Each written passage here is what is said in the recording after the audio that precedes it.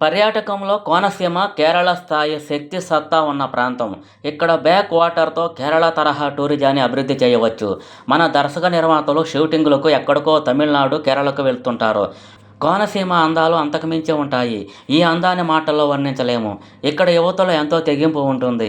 వీటన్నింటికి సరైన మార్గంలో పెడితే వేలాది మందికి ఉపాధి కల్పించవచ్చు. గత ప్రభుత్వం యువతకు 5,00,000 ఉద్యోగాలు ఇచ్చామని డబ్బా కొట్టారు. ఒక పద్ధతి పాడు లేకుండా ఉద్యోగాలు కల్పించి వారి జీవితాలను నాశనం చేశారు.